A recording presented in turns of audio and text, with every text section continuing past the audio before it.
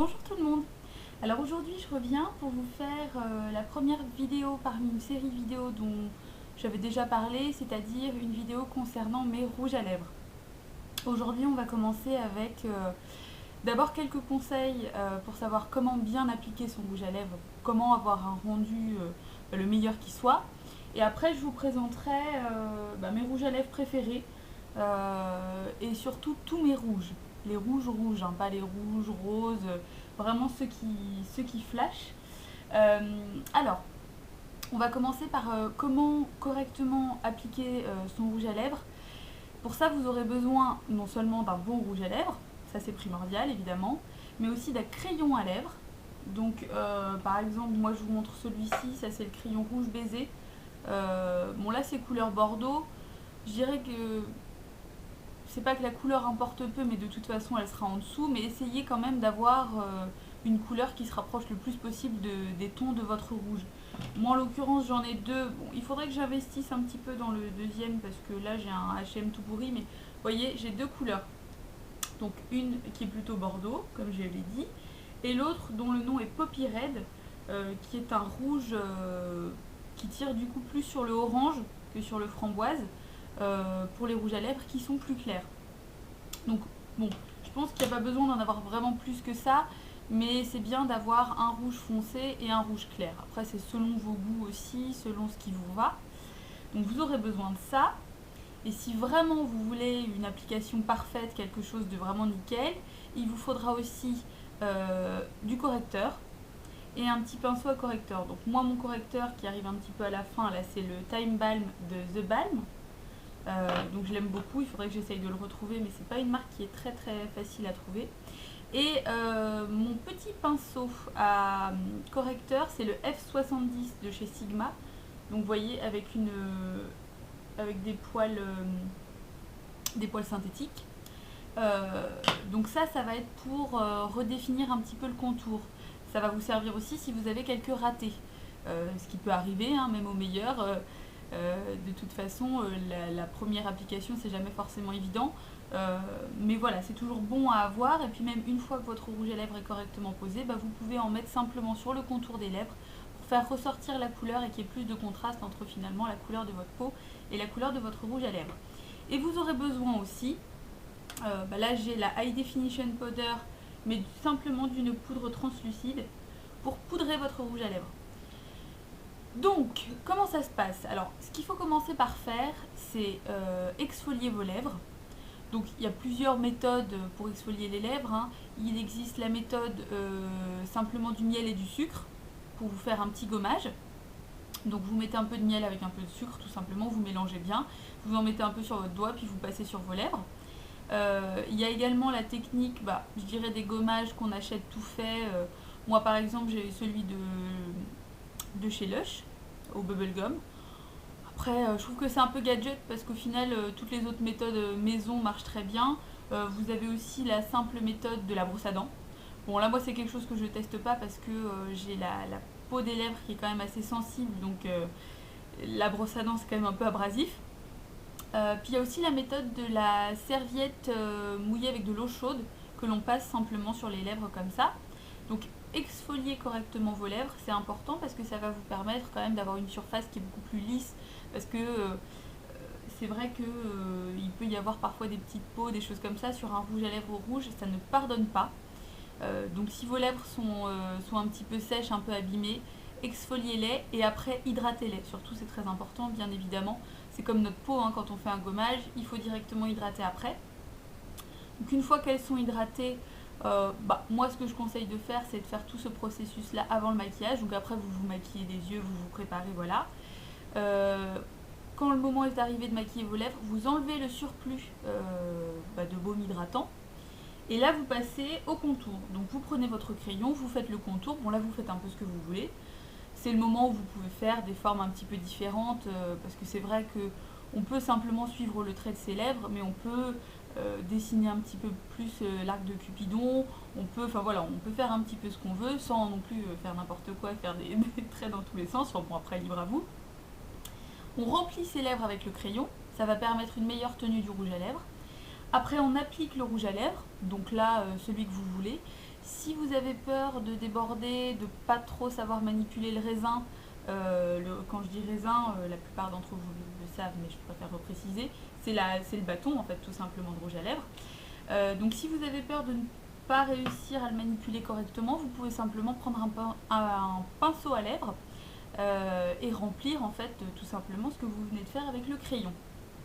C'est là que vient le moment soit de poudrer, soit d'enlever le surplus avec un mouchoir tout simplement. Donc vous faites dans un mouchoir, hein, on le voit souvent, on connaît cette technique, mais c'est vrai que c'est pas mal. Donc vous enlevez le surplus, pardon, je vais y arriver.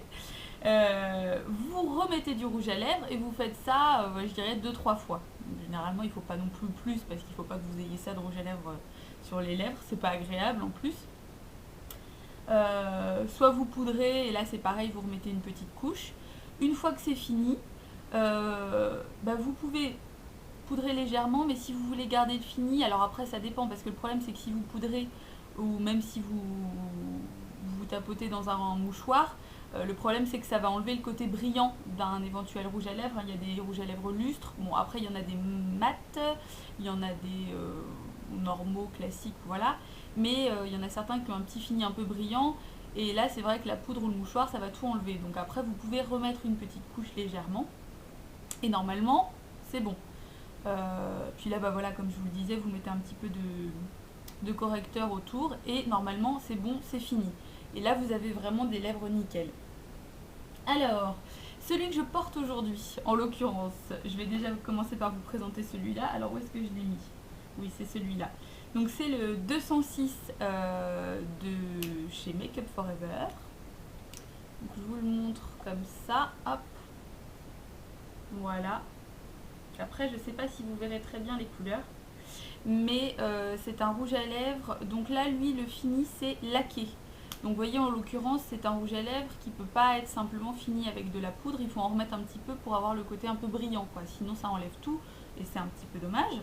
Ce que j'aime dans ce rouge à lèvres, c'est que c'est une couleur qui est très intense. C'est-à-dire que c'est un rouge qui est assez profond. C'est un rouge un petit peu hollywoodien, en fait. Donc moi, j'aime bien. Ce que je lui reprocherais, c'est de ne pas tellement tenir... c'est-à-dire qu'il part vite si... Oui, j'ai oublié quelque chose de primordial d'ailleurs.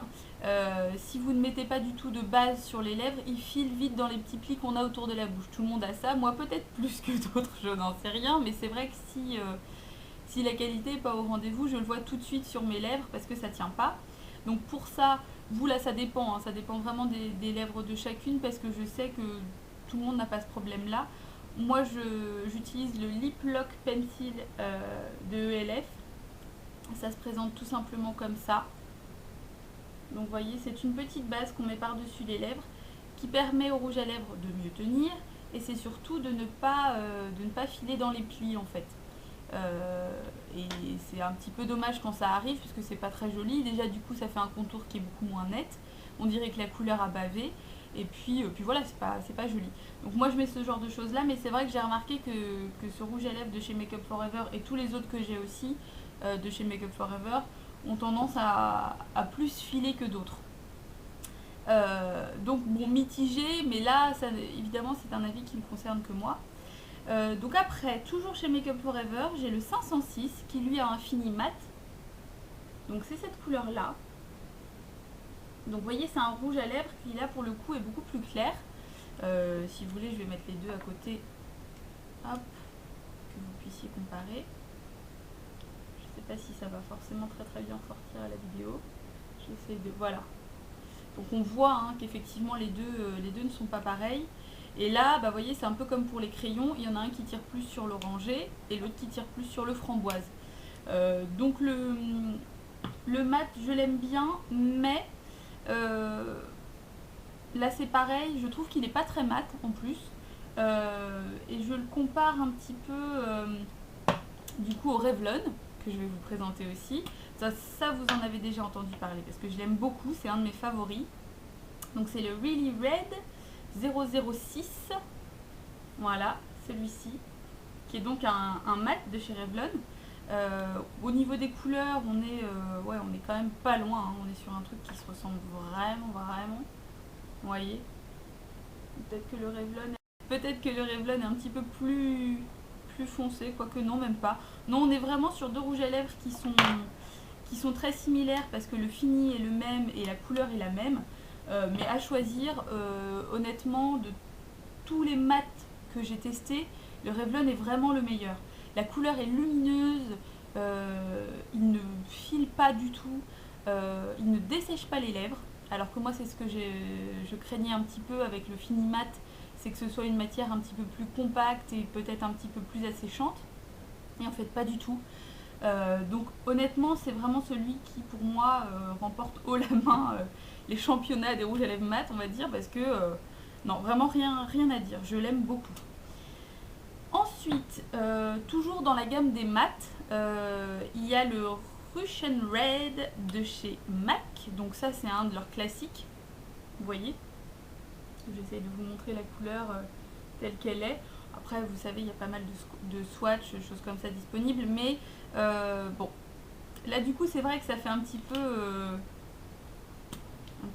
dupe. Enfin non, pas dupe, mais disons doublon avec le Revlon.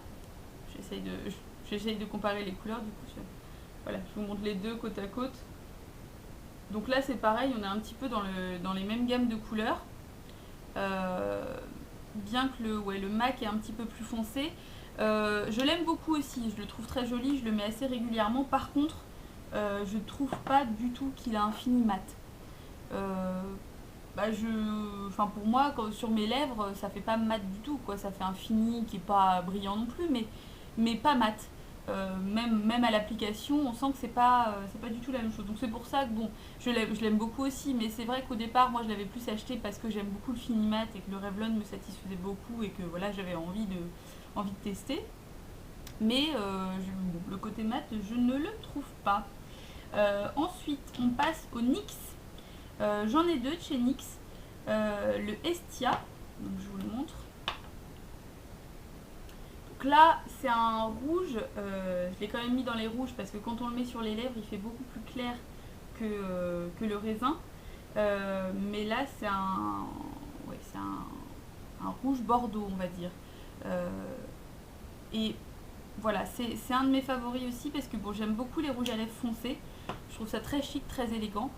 Et il me manquait quelque chose à mi-chemin entre le prune et les rouges à lèvres très foncés que je peux avoir à la fois chez Guerlain ou chez MAC aussi. Et donc à mi-chemin entre ces rouges à lèvres là et les rouges à lèvres très vifs et très lumineux que j'avais. Et le Estia m'a complètement convaincue, d'autant plus que la qualité est vraiment présente chez NYX. Il coûte pas grand chose. Sur tous les sites style Chériculture ou choses comme ça, ça coûte presque rien. Donc dans la même gamme mais en plus clair, du coup il y a le Snow White qui est comme ça. Donc là c'est pareil, il fait assez foncé mais il est plus clair sur les lèvres. Et c'est un rouge à lèvres qui porte très bien son nom puisque c'est un rouge sang qui fait très Blanche-Neige. C'est vrai que c'est joli à porter simplement avec un teint bien fini et un maquillage assez léger au niveau des yeux. Ça habille déjà tout le visage, donc ouais, vraiment deux coups de cœur sur ces deux NYX là. Ensuite, j'ai un petit rouge à lèvres, parce que je dis petit parce que voilà, comme ça c'est un rouge à lèvres Agnès B. Donc c'est le rouge Agnès, le 628, qui est comme ça.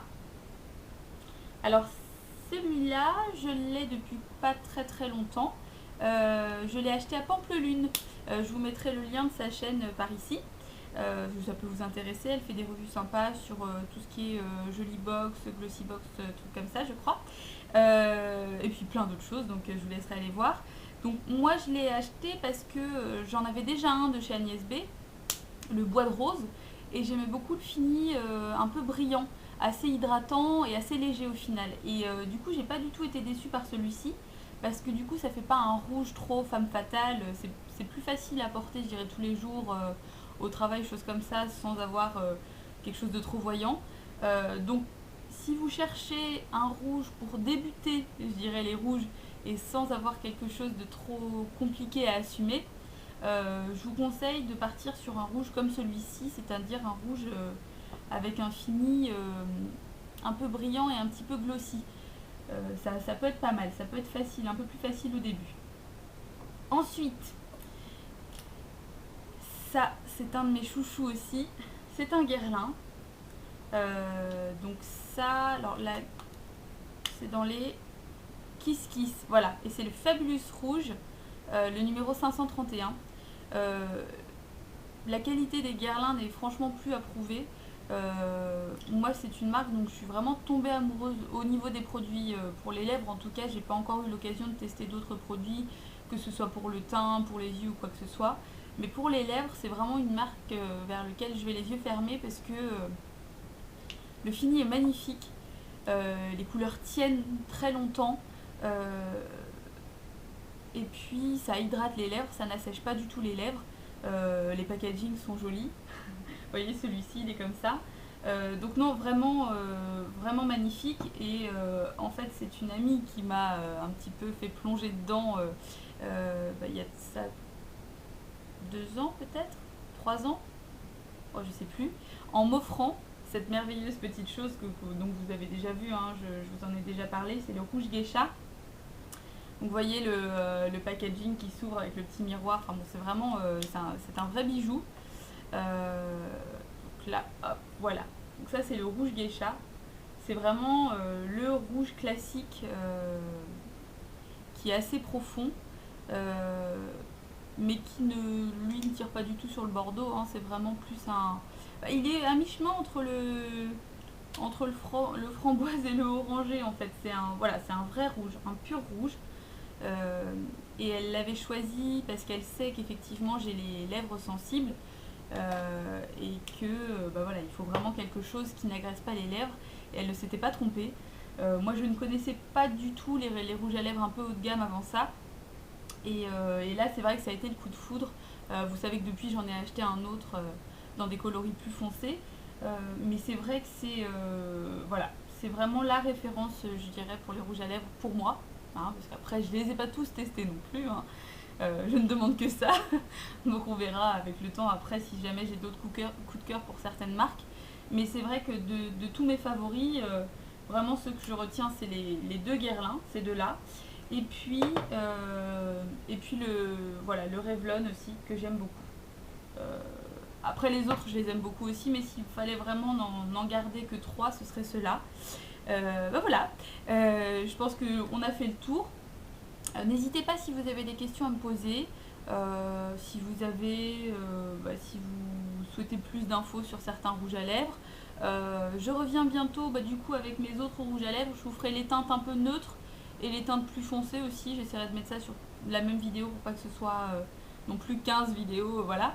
Mais j'ai juste pas envie que ce soit trop long. Je pense que déjà celle-ci va être un petit peu longue.